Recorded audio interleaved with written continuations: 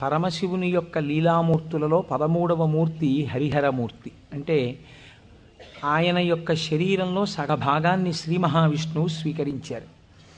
అలా పరమశివుణ్ణి ప్రసన్నుణ్ణి చేసుకుని ఆయన శరీరంలో సగభాగాన్ని శ్రీ మహావిష్ణువు స్వీకరించినటువంటి మూర్తిని హరిహరమూర్తి అంటారు. నువ్వు ఎటువంటి భక్తితో ఎటువంటి ఉపాసన చేసి శంకరుని యొక్క శరీరంలో అర్ధభాగాన్ని పొందావో ఆ ఉపాయాన్ని నాకు చెప్పవలసినది అని పార్వతీదేవి నారాయణుణ్ణి ప్రార్థన చేస్తే శ్రీమన్నారాయణుడు పార్వతీదేవికి ఉపదేశం చేసినటువంటి స్తోత్రమే శివాష్టోత్తర శతనామ స్తోత్రం.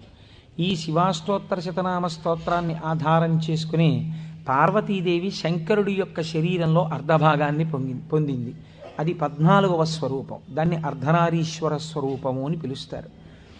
మనకి కూడా కావలసింది మనుష్య జన్మ యొక్క పరమ ప్రయోజనం భగవంతుడితో ఐక్యమే కనుక శివాష్టోత్తర శతనామ స్తోత్రాన్ని ప్రదోష వేళలో చదవడం మనకి ఇహమునందు సమస్తమైన కోర్కెలని తీరుస్తుంది, పారలౌకిక సుఖమును భగవంతుని యొక్క అనుగ్రహాన్ని మన యందు ప్రసరింపచేస్తుంది. నిన్నటి రోజున శివనామం గురించి మీతో కొంత నేను ప్రస్తావన చేసి ఉన్నాను. శివో మహేశ్వర అని పిలుస్తారు. ఈ మహేశ్వర అనబడేటటువంటి నామం చిత్రమైనటువంటి నామం. మనకి మంత్రపుష్పం చెప్పినప్పుడు ఒక మాట చెప్తుంటాం, ఈశాన సర్వ విద్యానాం ఈశ్వర సర్వభూతానాం బ్రహ్మాధిపతిర్బ్రహ్మణోధిపతిర్బ్రహ్మ శివో మే అస్తు సదాశివోం అని. సర్వమంగళములకు కారణమైనటువంటి వాడు, సర్వ జగన్నియామకుడు, సృష్టి స్థితి లయలు చేసేటటువంటి వాడు, తానొక్కడే అయి ఉండి కానీ సృష్టి చేసినప్పుడు ఒకడిగా, స్థితికారకుడిగా ఉన్నప్పుడు ఒకడిగా, లయకారకుడిగా ఉన్నప్పుడు ఒకడిగా, మూడుగా కనపడుతూ ఆయన యొక్క అనుగ్రహము చేత జ్ఞానము కలిగినప్పుడు అవి మూడు కావు ఒక్కటే అన్న జ్ఞానము ఎవరి నుంచి ప్రసరిస్తుందో ఆయన మహేశ్వరుడు. ఆయనే మూడుగా కనపడేటటువంటి ఒక్కటి. అందుకే పోతన గారు భాగవతంలో ఒక చోట ఒక మాట అంటారు, 3 మూర్తులకును 3 రూపములకు 3 కాలములకు మూలమగుచు భేదమగుచు తుతి కభేదమయ్యొప్పారు బ్రహ్మమనగ నీవే పాలనయన అని పిలుస్తారు. 3 రూపములకు మనకి సృష్టి స్థితి లయ అని 3 మాటలు వాడుతుంటాం. సృష్టి అంటే పూర్వం లేనటువంటి దాన్ని మన కంటికి కనపడేటట్టుగా ఒక కొత్త వస్తువు తయారగుట, ఒక కొత్త ప్రాణి ఆవిర్భవించుట, దానికి సృష్టి కార్యము అంటారు. స్థితి అంటే వచ్చినటువంటి పదార్థము కొంతకాలం అలా క్షేమంగా ఉండుట. లయము అంటే ఎక్కడి నుంచి వచ్చిందో అక్కడికి వెళ్ళిపోవుట. అయితే చాలామందికి ఒక తప్పు అభిప్రాయం ఉంటుంది. రుద్రుడు లేదా శివుడు అనేటప్పటికీ ఆయన సంహారకర్త, అనగా చంపేస్తాడు బాబోయ్. శంకరుణ్ణి ప్రార్థన చేస్తే ఆయన లయకారకుడు కదండి, చంపేస్తాడంటారు. కాదు, అన్ని వేళలా లయము అన్న శబ్దానికి అర్థం కేవలం చంపేయడం కాదు. ఆయన చాలా ఉదారుడై ఉంటాడు. మీకు నేను కొన్ని ఉదాహరణలు చూపిస్తాను. మనకి లయమునందు స్వల్పకాలిక లయము అని ఒక మాట ఉంది. స్వల్పకాలిక లయం అంటే ఏమిటో తెలుసా అండి? నేను ఆఫీస్కి వెళ్ళాననుకోండి, నా ప్రయోజనం ఏమిటి? ఆఫీస్కి వెళ్ళడం దేని గురించి అంటే నా ఇంట్లో ఉన్న భార్యాబిడ్డలు క్షేమంగా సంతోషంగా ఆనందంగా ఉండేటట్టుగా వాళ్ళకి కావలసినటువంటి ద్రవ్యమును సంపాదించడానికి ఆఫీస్కి వెడతాను. ఆఫీస్ ఎంత బాగున్నా నేను ఆఫీస్లో ఉండిపోను. ఆఫీస్కి వెళ్ళడం ఎందుకంటే ఇంటికి వచ్చేయడానికి తప్ప. ఆఫీస్కి వెళ్ళి ఆఫీస్లో ఉండిపోవడానికి ఆఫీస్కి ఎవరు వెళ్ళరు, ఇంటికి వచ్చేస్తారు. ఇంటికి వచ్చేస్తే అమ్మయ్యా ప్రాణం హాయిగా ఉందంటారు. మీరు చూడండి, తీర్థయాత్రలకు వెళ్ళిన వాళ్ళు ఓ మాట అంటుంటారు, ఓ 10 రోజులో 15 రోజులో యాత్రకు వెళ్ళినప్పుడు బాగుంటుంది. యాత్రకు వెళ్ళి రాగానే మొదట వచ్చే మాట ఏమిటంటే భార్య భోజనం పెట్టగానే ఇంట్లో చారు అన్నమైనా ఎంత సుఖంగా ఉందోనే అంటాడు. తన ఇల్లు అనేటప్పటికీ ఒక తృప్తి. అలాగే మీ యొక్క స్వస్వరూపమునందు మీరు నిలబడినప్పుడు సుఖదుఖములనేటటువంటివి లేకుండా పరమ ప్రశాంతమైన స్థితిలో మీరు ఉంటారు. మీ స్థితి అసలు ఏమిటి? ఆనందకరమైనటువంటి స్థితి. మరి దుఃఖం ఎందుకు వస్తుంది? మనస్సు యొక్క సంకల్ప వికల్పముల వలన దుఃఖం వస్తుంది. ఆ మనస్సు సుషుప్తిలో ఆత్మలోకి చేరిపోయింది అనుకోండి, ఏమీ తెలియని స్థితిలో, అది అజ్ఞానం అంటే మనం తెలుసుకోలేం. కానీ మీరు బాగా గాఢ నిద్ర పట్టినప్పుడు ఎలా ఉంది అన్నారనుకోండి, ఎవ్వడూ కూడా ఎంత దుఃఖంగా ఉందోనండి, అంత గాఢ నిద్ర పట్టింది, ఎంత ఏడుపు వచ్చిందో ఆ గాఢ నిద్రలో అన్నవాడు మీకు ప్రపంచంలో ఉండడు. ఎంత హాయిగా నిద్ర పట్టిందో అంటాడు. ఏమిటా హాయి? మనస్సు లేకపోవడమే హాయి. మనస్సు ఆత్మలోకి వెళ్ళిపోయింది. అలా వెళ్ళిపోయి ఆత్మగా ఉండిపోతే ఎంత సంతోషమో, ఎంత హాయో, ఎంత ఆనందమో. ఈ బాహ్యమును గురించినటువంటి ఎరుక అంతా ఆగిపోతుంది. ఆగిపోయినప్పుడు గొప్ప ఆనందాన్ని పొందుతాడు. ఇలా ఆనందాన్ని పొందినటువంటి స్వరూపము ఏది ఉన్నదో ఆ ఆనందమే శంకరుడు, ఆ ఆనందమే పరమశివుడు. ఆయన ఈ నిద్ర పోయినప్పుడు దీనిని స్వల్పకాలిక లయము అని పిలుస్తారు. నిద్ర పట్టలేదనుకోండి, అంతకన్నా భయంకరమైన స్థితి ప్రపంచంలో ఇంకోటి ఉండదు, అంతకన్నా దుఃఖం కూడా ఇంకోటి ఉండదు. ఒక్కరోజు రాత్రి 1 గంట వరకు నిద్ర పట్టలేదనుకోండి, పిచ్చెక్కినట్టు ఉంటుంది. ఏం చెయ్యాలో అర్థం కాక. ఏదో అలవాటు ఉన్నవాడైతే పుస్తకం తీసుకాసేపు చదువుకుంటే వేరు మాట అనుకోండి. నిద్ర ఎవరు ఇస్తున్నారు? నిద్రని భగవంతుడు మీరు అర్థించకుండా, మీరు ఏ ప్రయత్నమూ చెయ్యకుండా తిరిగి తిరిగి తిరిగి తిరిగి విషయ సుఖాలలో మీరు మగ్నమై ఇంద్రియములన్నీ అలిసిపోయి మనస్సు అలిసిపోతే ఈ శరీరాన్ని తీసుకెళ్ళి ఓ మంచం మీదో, పరుపు మీదో, నేల మీదో, చాప మీదో, బొంత మీదో పడుకోబెట్టేస్తే ఆయన చక్కగా ఇంద్రియాల్లో ఉన్న శక్తిని అంతటినీ తీసి మనస్సులో పెట్టేస్తాడు. కళ్ళల్లో ఉన్న శక్తి వెనక్కి తీసి మనస్సులో పెడతాడు. కళ్ళు తెరిచి ఉంటాయి కానీ చూడడు. ఒక్కొక్కడు కళ్ళు తెరిచి నిద్రపోతాడు, లేకపోతే సగం తెరిచి నిద్రపోతాడు, కానీ ఏం చూడలేడు. ఎందుకంటే శక్తి వెనక్కి వెళ్ళిపోయింది. చెవు దగ్గరికి వెళ్ళి మాట్లాడినా వినపడదు. ఎందుచేత? ఆ చెవికి వినపడే శక్తి మనస్సులోకి వెళ్ళిపోయింది. ఇంద్రియాలలో ఉన్న శక్తి మనస్సులోకి, మనస్సు ఆత్మలోకి వెళ్ళిపోతుంది.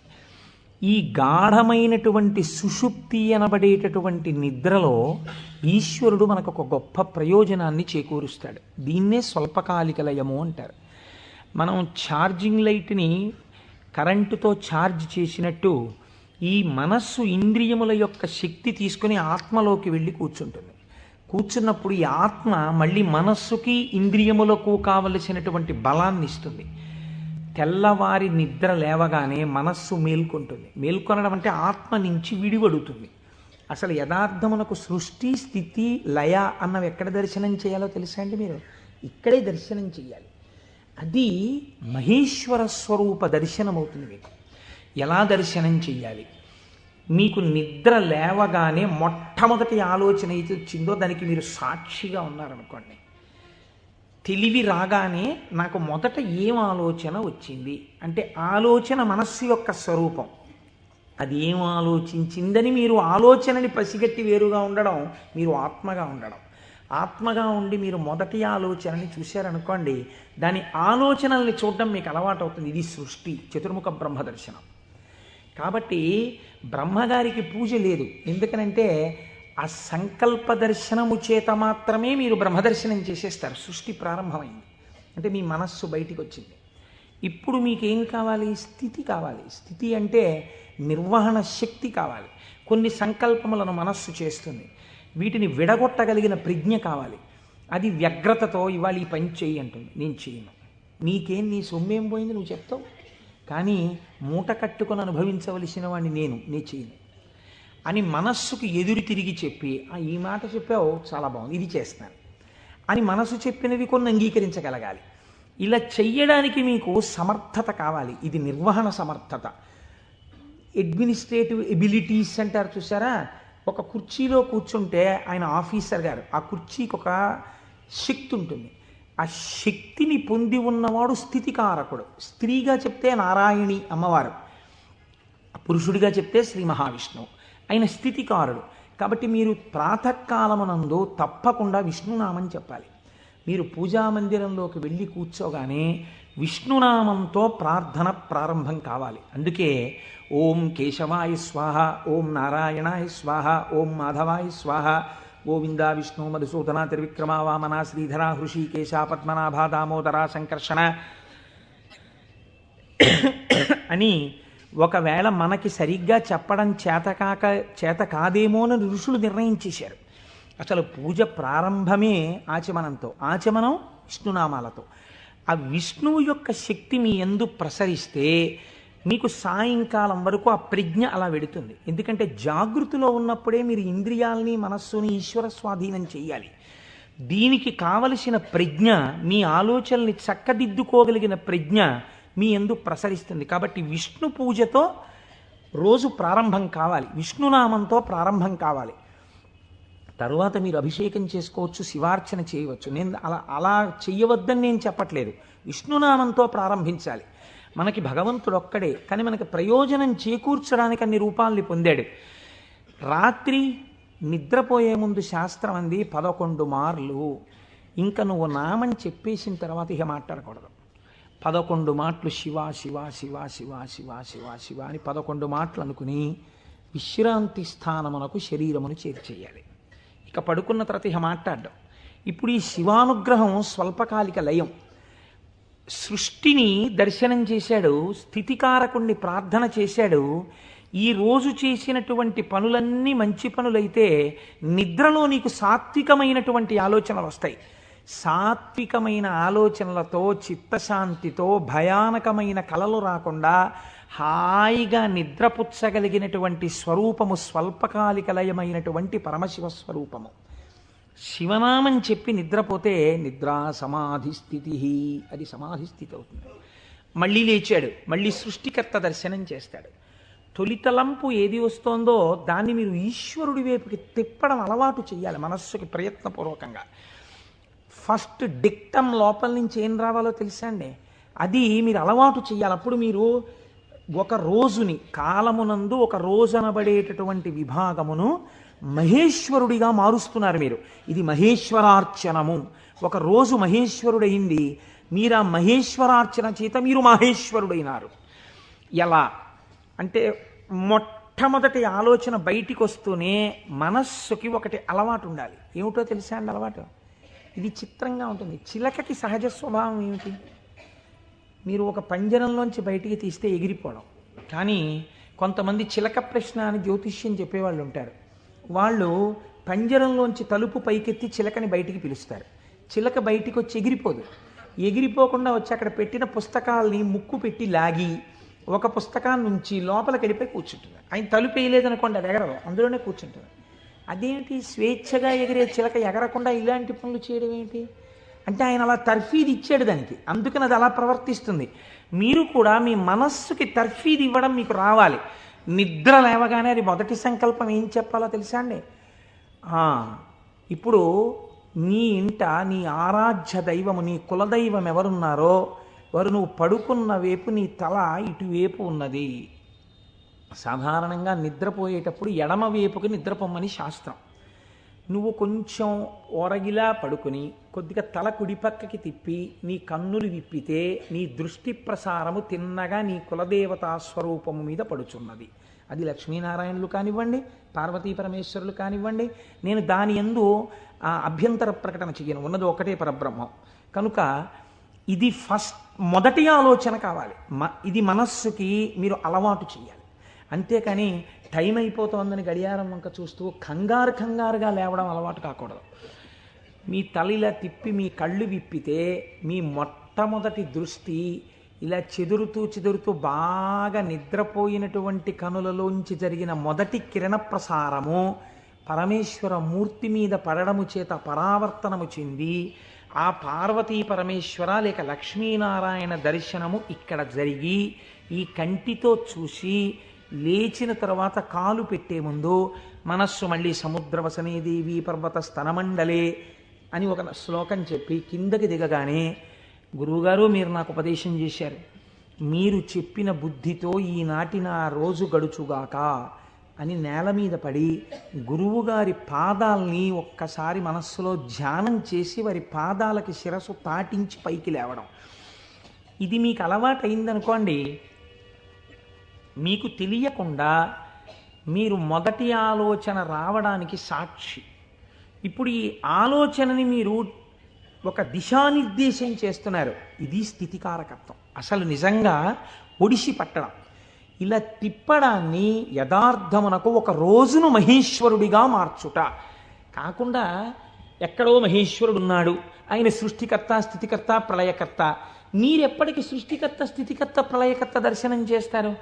లలితా సహస్రనామంలో, లలితా అష్టోత్తరంలో అమ్మవారికి ఒక నామం ఉంది, భావనామాత్ర సంతుష్టాయై నమః. మీ భావన ఎలా ఉందో దాని చేత ఆవిడ సంతుష్టురాలవుతుంది, ఆవిడ ఆనందిస్తుంది. ఇక్కడ మీరు భావన చేస్తుంటే ఈ శక్తి అంతా ఆవిడే, ఇక్కడ ఉన్న శక్తి, ఇక్కడ ఉన్నటువంటి ప్రకృతి వికారమైన శరీరం ఆవిడే. ఇది ఆయన్ని కోరుతోంది. దీన్ని దానితో కలపాలని ఆవిడ తెర పైకెత్తుతుంది. ఇది మాయా అన్న అవనిక ఒక రోజున పైకెత్తేస్తుంది ఆవిడ. అప్పుడు మీరు దానితో కలుస్తారు. ఇది జీవితంలో అనుసంధాన ప్రక్రియగా వెళ్ళవలసినటువంటి మహేశ్వర స్వరూపం. అంతేకాని మహేశ్వర స్వరూపం అనగా ఏదో దేవతలందరి చేత పూజింపబడువాడు, నేను దాన్ని దోషం అంటలేదు, నేను తప్పంటలేదు. కానీ మీరు అలా అనుసంధానం చేసుకుంటే అది భక్తికి బాగా పనికొస్తుంది. అందులో నేను ఎంతమాత్రము దోషమెంచను. కానీ మీకు ఇది నిత్య జీవితమునందు అలవాటులోకి తెచ్చుకోవలసినటువంటి ప్రక్రియ. మీరు ఇలా దర్శనం చేస్తూ వెళుతున్నారనుకోండి, మీ లయ పరమశివుడు. మీరు ఇప్పటిదాకా ఎవరితో కలిసి ఉన్నారు అని అడిగారు అనుకోండి, నిద్ర లేవగానే మీరు ధైర్యంగా చెప్పగలగాలి, నేను ఇప్పటి వరకు కైలాసమునందు పార్వతీ పరమేశ్వరులతో కలిసి ఉన్నాను. అది నా నిద్ర. ఎందుచేత? నా నిద్రని నేను అలా స్వీకరించాను పడుకోబోయే ముందు. నేను లేచినప్పుడు నేను చతుర్ముఖ బ్రహ్మ దర్శనము చేత సృష్టికర్త దర్శనమే నా యొక్క మేల్కొనుట. నా పూజామందిర ప్రవేశము స్థితికర్త యొక్క ప్రార్థన. నా నిన్నటి రోజు సృష్టికర్త, స్థితికర్త, ప్రళయకర్తల యొక్క సమాహారము, మహేశ్వర స్వరూపముగా నా చేత ఉపాసన చేయబడిన కాలము. కనుక నేనెవరినయ్యాను? మహేశ్వరోపాసన చేత నేను ఒక మహేశ్వరుడనైనాను. ఇది మీ జీవితమునందు రావలసిన ప్రక్రియ.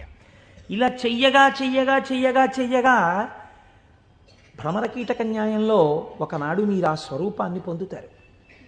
ఇలా కాకుండా వేరొక రకమైనటువంటి ఆలోచనతో జీవితం వెళ్ళిందనుకోండి, వ్యగ్రతతో, అసలు మీరు ఆత్మలోంచి విడిపడడంలో మీకు కృతజ్ఞతాభావం లేదు. ఆ నిద్ర పట్టింది, లేవడం దేనికోసం? న్యూస్ పేపర్ కోసం. న్యూస్ పేపర్ తీస్తే ఏముంటుంది? న్యూస్ పేపర్కి ఎప్పుడు ఏం కావాలంటే మళ్ళీ రేపు కూడా మీరు 3 రూపాయలు ఇచ్చి కొనుక్కోవడానికి తగినటువంటి ఉద్వేగమును మీ యందు కల్పింపగలిగినటువంటి ప్రధానమైన వార్తని హెడ్లైన్స్గా వెయ్యాలి. అది పేపర్ టెక్నిక్. అంతేగాని మీ మనస్సుకి ఉల్లాసమును కల్పించేటటువంటి ఒక సాత్వికమైన విషయాన్ని తీసుకొచ్చి హెడ్లైన్స్గా వాళ్ళు ఎందుకు వేస్తారు? పేపర్ని కూడా మీరు దోషం పట్టకూడదు. అది వాళ్ళ యొక్క జీవన విధానం, అది పేపర్ యొక్క లక్షణం. అందరూ అలా కోరుకుంటున్నారు కాబట్టి అందులో ఉద్వేగం ఉండి తీరుతుంది. ఉద్వేగము ఉండి తీరుతున్న విషయాన్ని నువ్వు ముందెళ్ళి పట్టేసుకుని పూజామందిరంలోకి వెళ్ళారనుకోండి, ఇప్పుడు మీ మనస్సు ఏమవుతుందంటే ఈ ఉద్వేగపూరితమైన విషయాన్ని మనస్సు పట్టుకుంది కాబట్టి దాన్ని పట్టుకు తిరుగుతుంటుంది. ఇక్కడ ఓం కేశవాయ స్వాహ, ఓం నారాయణాయ స్వాహ, ఓం మాధవాయ స్వాహ అంటుంటాడు. కానీ చూసా అక్కడ ఎలా అయిందో, ఎలా దెబ్బలాడుతున్నారు, ఏమిటో ఈ లోకం. ఇంకెందుకు ఆ పూజ అంటే? పట్టుకోకూడని వస్తువును ముందు పట్టుకుని నువ్వు ప్రారంభం చేశావు, మనస్సు చించలమైంది. దానికి సాత్విక భావనతో ప్రారంభం చెయ్యాలి. పరమ సత్వగుణ ప్రధానుడై, స్థితికారకుడై మీ మనస్సుని ఆహ్లాదపూరితముగా ఉంచి ఈశ్వరాభిముఖం చేయగలిగిన శక్తి విష్ణు శక్తి. అందుకని విష్ణునామంతో రోజు ప్రారంభం కావాలి. కనుక ఇది మీరు నిత్య జీవితంలోకి మహేశ్వర స్వరూపాన్ని తెచ్చుకోవలసినటువంటి విధానం. ఇప్పుడు ఈ మహేశ్వరుడు మీరు మామూలుగా వాంగ్మయ రీత్యా చూసినప్పుడు ఈయన నియంత అన్న మాట నేను తేలికగా ఎందుకు వాడేశానో తెలుసా అండి? అది పౌరాణికమైన భాషలో వాడబడిన మాట కాదు. నువ్వు ఇలా ఎందుకు చేశావు అని వేరొకరు అడగలేనివాడు. ఈ ఈశ్వరుడు యొక్క స్థితి